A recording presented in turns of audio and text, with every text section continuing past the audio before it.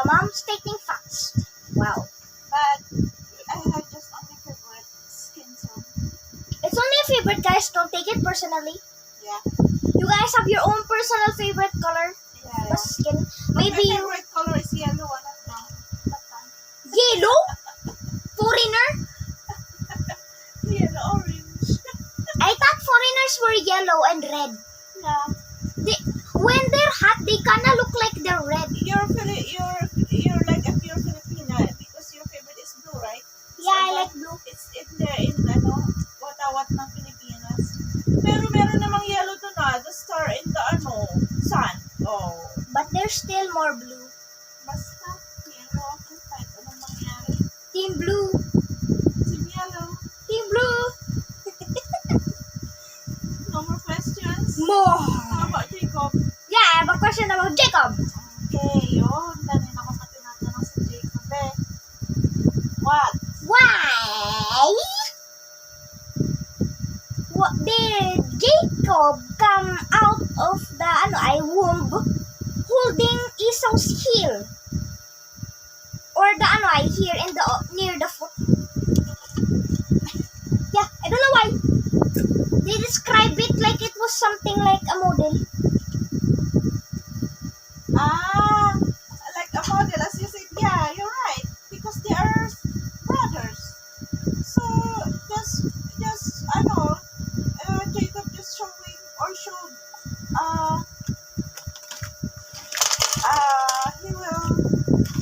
he would follow after Esau.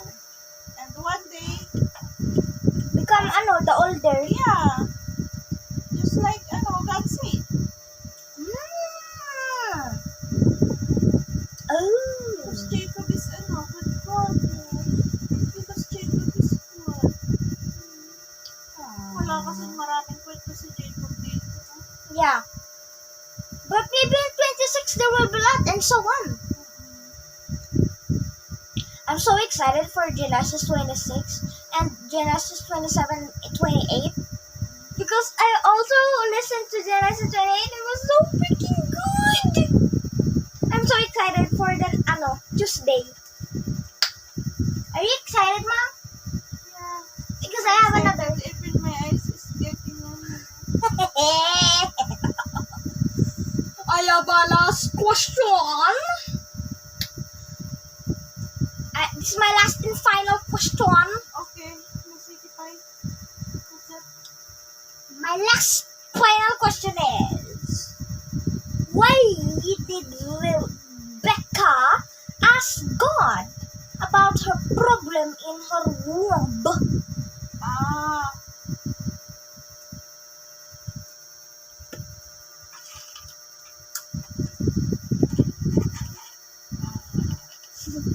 What's Rebecca problem? They were jointed together, right? The Esau and And a brother? yeah, they were jointed together. Jacob and Esau? Yeah, that's why it was hard to give birth. Because, di ba, God showing there that Jacob was the, Jacob was the older, right? Yeah. I know. No, Esau. Younger. Yeah. Jacob was the younger and Esau was the older son to Jacob. So, but kasi mas na-favor dito si Jacob kaysa kay Esau. Even Esau was the older than Jacob, no? Samantala yung paliwanag ko kanilang birthright is bakit yan, no? No, that's the reason why I asked. Wait. Can you read the passage, please? Wait. Let me find it. It's loading.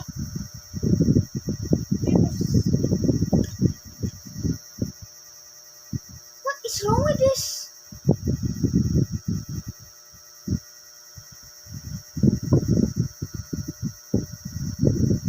Oh my gosh, this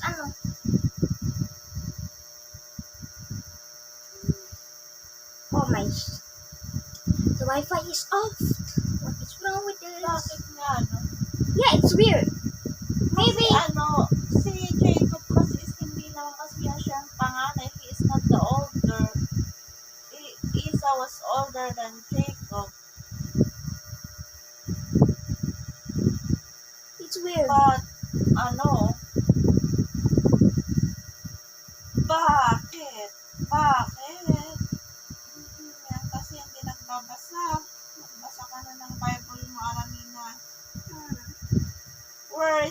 passage, please. Wait, this is where Abraham died. I'm finding it. This is a long one.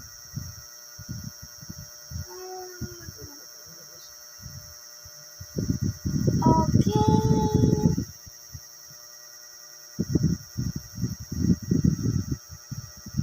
Okay.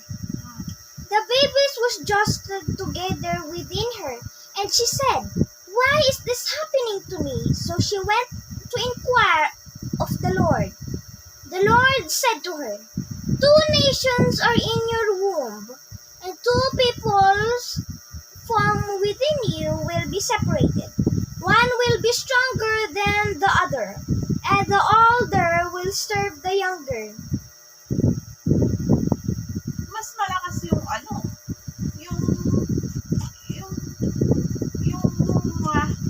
younger than the older. Oh, Mas may power siya. Mas binless siya mas binless kasi si Jacob talaga kaysa kay Esau. So that's the meaning of that. Jacob will, Esau will serve Jacob. Even Jacob was younger than Esau. Even, Esau was older than Jacob. Or Jacob was younger to, Esau.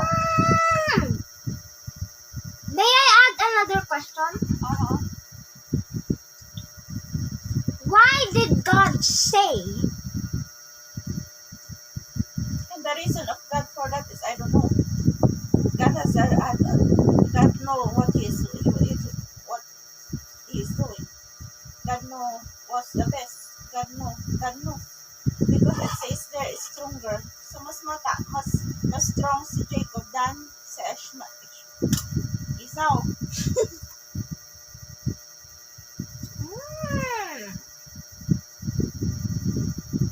Jacob was favored kasi than Esau.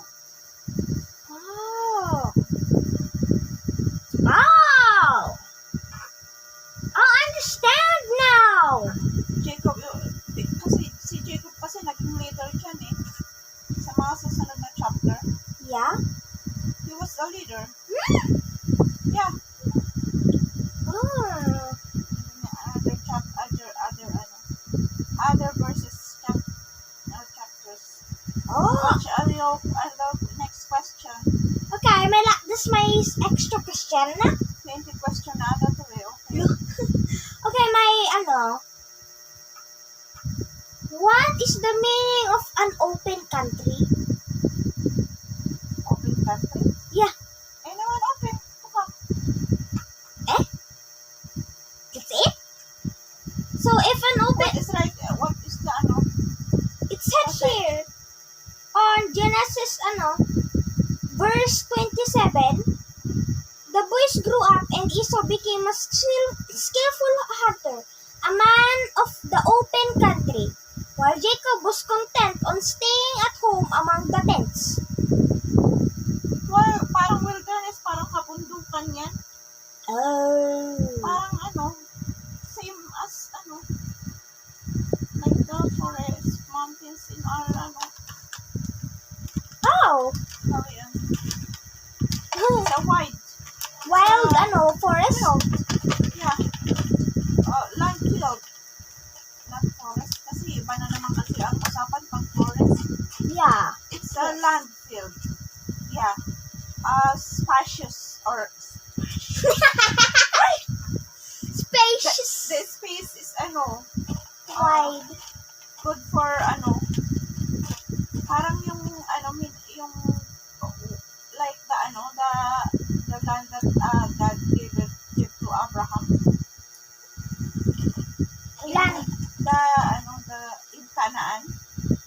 Sa Canaan ba yun? Yung may running water na pinag-iinuman ng mga animals. Jordan? Ay, Jordan pala. Tignan mo nga. Kalimutan ko na. I don't know what verse that was. Yun. Parang, yan, tulad ng Jordan, yung yung open, yung tanong mo? Country? Open country. Oh. Like Philippines. Philippines is open country. Oh. Really? Ay, hindi pala. Pala? Hindi. Kasi whatever. I guess that means. Yeah, that makes sense. Ano kasi, meaning kasi ng open country is like Africa ba? Look. Yeah. Walang Africa? maraming building doon, walang maraming, I don't know. Kung ano kaya, example ko ng open country ngayon, marami ng mga factories, buildings. True. It's kind of disappointing. Mali pala ako dun sa sinabi kong ano, kasi yan yung passage. Iba yung, marami kasing meaning yan depende sa passage. Depende sa panggagamitan. So, ginamit niya sa ano, yung sa binasa mo is ginamit niya sa about sa ano. So, it's whether, yun nga, Wilderness? it's some land fields. I'm jealous before. In, their land. I'm super jealous of them. You know why? Because they have a wide range, clean, and safe environment, not like today. The world is so ugly na. There are only a few places that are actually beautiful. Yeah. It's so annoying. I'm so jealous. And before, open country is best place and best place to stay. Best place to relax, to chill.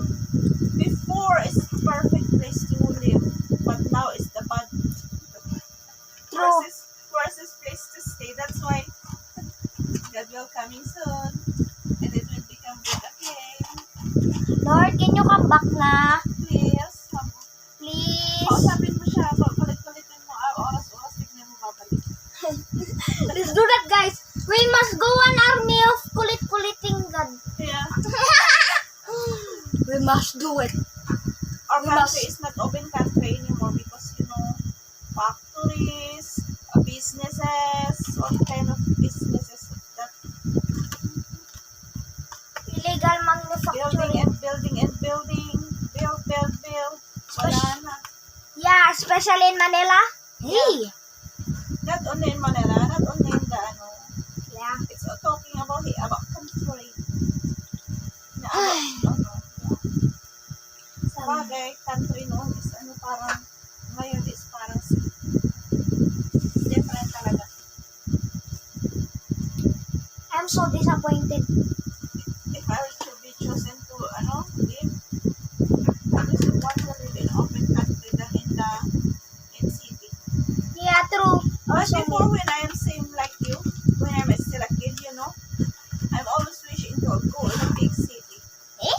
Then when I stay in a big city, I said no way to stay in a big city. It's like the opposite now. Yeah. I don't like big cities. I don't like crowded cities with so many buildings stick together. Because if the fire start out, it will never come out with Big cities are busy, stressful. Wala man lang ka stress. It's not organized. Baka pa-stress. Yeah, true. Laging busy ang mga tao, parang wala nang tulungan, parang Mm, ano ba yung pinagkakabalahan? I don't know. Tulad ko, no? Ay, naku. So, I'm thinking all this, para sa'yo naman, hindi para sa akin. anyways, Wala nang tanong kay Jacob? Nope. Okay.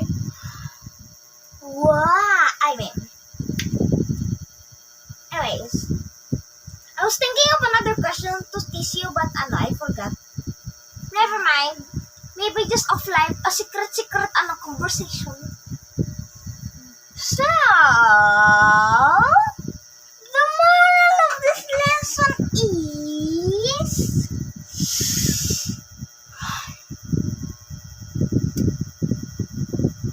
What? I'm thinking.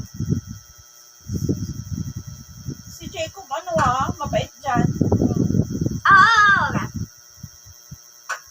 So, if you're kind, if you're generous, like, if you just, be kind, be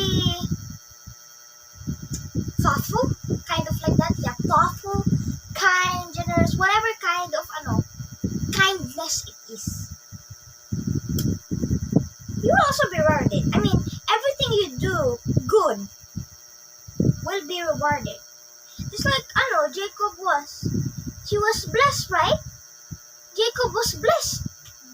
God said to Rebecca before, Jacob was even born, that, the younger will rule over the, older, and the older will serve the younger. The younger No, is, that one, maybe, the moral lesson of that is, because, what you call this? That, that passage, maybe mahirap, unawain, but, God already, before, Esau and Jacob eh, was born. Tama ba? Ay, hindi, mali. I mean, um,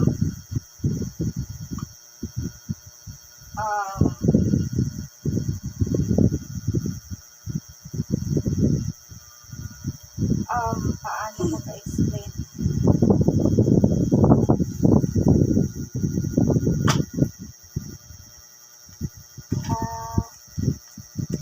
secret conversation? Yeah. Secret Kasi hindi ko paano explain yung may favoritism kasi dyan about Jacob and Esau. Then, si Esau nag-serve kay Jacob. Sige, conversation na lang. Sorry, guys. This is But that what happened to sabihin na lang dito, hindi yung puro secret conversation. Kasi hindi ko alam kung paano ko umpisan ipaliwanag sa'yo na baka sabihin mo mamaya, sabihin mo, hoy, kahit ako ang panganay, ganito. Meron kasing meron, kahit panganay ka, kung yung mas kapatid mo mas strong naman sa'yo, so, kung kapatid naman kayo, pwede naman, mas strong siya, o pwede naman, if you have problem, di ba? Yeah. You can ask help, even he was younger than you. Oh. He is younger than you. Because Esau and Jacob, God knows already their capacity. God knows already their capacity ang tawag ko. Because even before Jacob and Esau were born, di ba? God already capacity, God already know their future. God already know them. Oh. That's why he already knows Yes. who is strong, who is the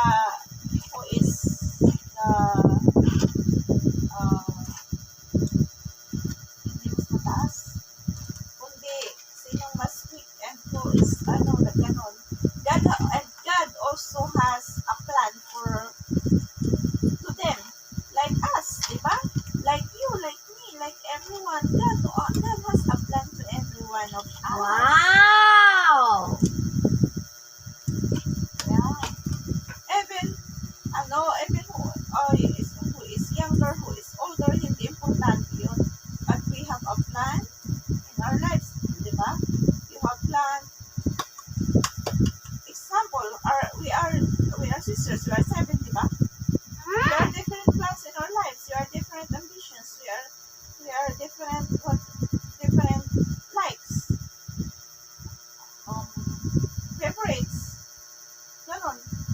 But favorites give conflict pag about sa family. Kaya minsan parang pangit din ang favoritism nagbibigay kasi ng it gives conflict in a family, in a relationship, I mean. So sometimes favoritism is bad. Yeah, not good. For me, I don't know to others. But I don't know why God allows our hearts to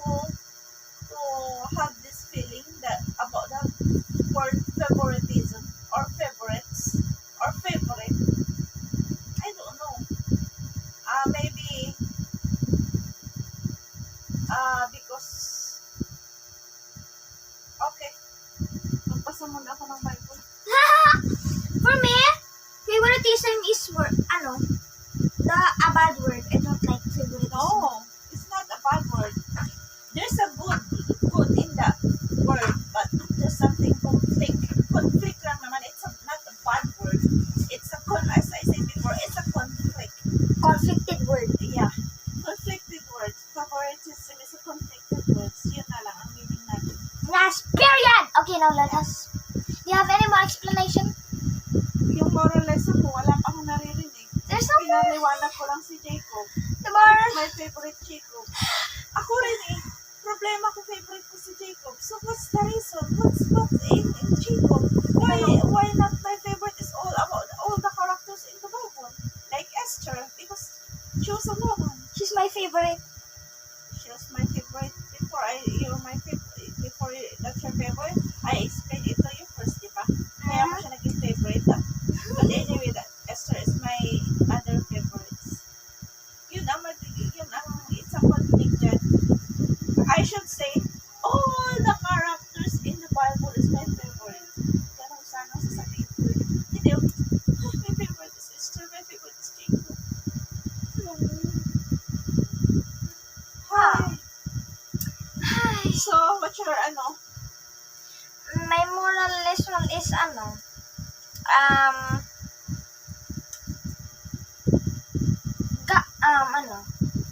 even if you weren't born yet, or even if even if you don't know what's the future yet, God already knows it. And if you're strong, or if you're supposed to be blessed, you will be blessed. Just like by Jacob. Jacob was diba? Even if he wasn't born yet, he was already blessed by God because God already knew what would happen in the upcoming future. Yeah, you're right. That's why he was blessed early. Yeah. That's the reason. So even if Esau was a skilled hunter, Jacob was still more powerful because with God, right? Yeah. Blessed. That's the reason. That's the moral of this lesson. And in your feeling, can I ask you? Yeah, what now? Maybe you have sister, right? Nope. And my favorite is your sister and not you. What you will feel? Anger, jealousy, and confinement. It hurts, right? Yes, absolutely. So the word favorite is also it hurts. Yeah. I hate unfair favoritism. It causes hurt feelings. Yeah. Sometimes you have favoritism. Yeah. You like my cousin cuter better. I don't like it. Yeah. My cute cousins, you like them better sometimes when they're over my Yeah. That's why it's cute. It hurts, right? Yeah, it hurts.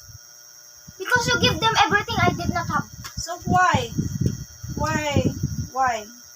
Maybe Why did I? that's why now, as the moral lesson of this topic is so very nice. Yeah, I know. Very good. Because the lesson, this lesson help us. God want all of us to think or wiser and choose today what's what is good to have a favoritism, or we should learn our feelings to balance it so that no one can hurt. No one can have hurt feelings Feel isolated. like that. So something like that. Maybe God just want us to be just think wiser. Test. It's like a test. Yeah. No, that's not a test. Just let me think first. I will continue my explanation tomorrow.